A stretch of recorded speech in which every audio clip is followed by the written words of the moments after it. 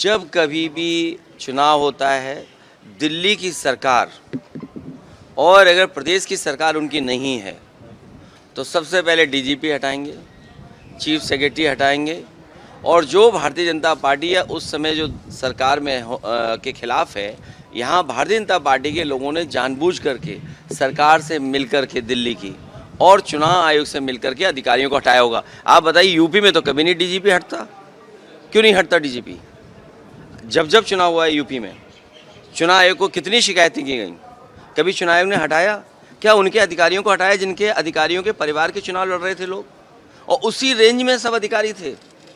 SO कौन post होगा, सिपाही कौन पोस्ट होगा, याद कीजिए। आपको इसी जगह पर मैंने एक लिस्ट और एक सूची जारी की थी आपके सामने, जब अयोध्या में किन किन अधिकारियों ने चुनाव हरवाया था।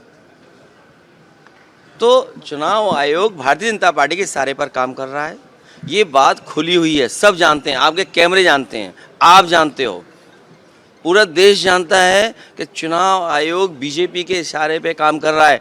मैंने फॉर्म 7 पकड़ा, हमारी पार्टी के कार्यकर्ताओं ने एक दशरथ को पकड़ा जिसने न जाने कितने फॉर्म 7 से कटवाने के लिए वोट दिए थे।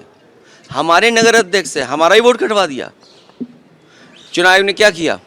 किसी अधिकारी को हटाया उन्होंने? किसी अधिकारी के खिलाफ कार्रवाई की उन्होंने? ये जो दिखा रहे हैं कि हम दुनिया में जाने कहाँ पहुँच गए हैं, जो लोग गैस सिलेंडर नहीं दे पा रहे, बताइए दुनिया में कहाँ पहुँच गए आप?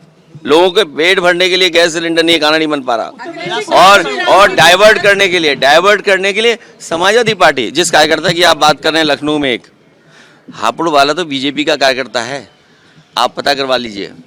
और अगर सच्चा चैनल है, ईमानदार पत्रकार हैं, तो मेरी उम्मीद होगी कि हापुड़ वाला पता करके देश की जनता को बताएंगे कि ये बीजेपी का ही समर्थक है, नंबर 1।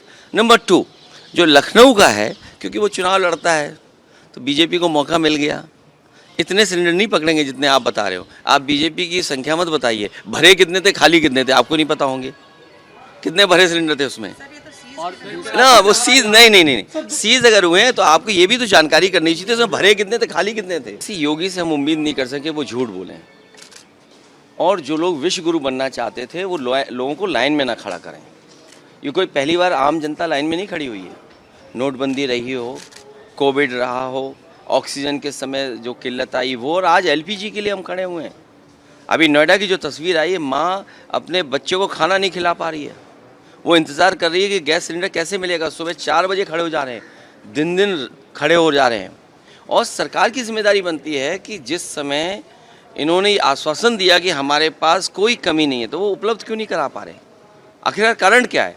और फिर विपक्ष को इस तरीके से कहना कि विपक्ष के लोग कालाबाजारी कर रहे हैं। अरे कालाबाजारी कर रही है सरकार और सरकार में मिले हुए लोग।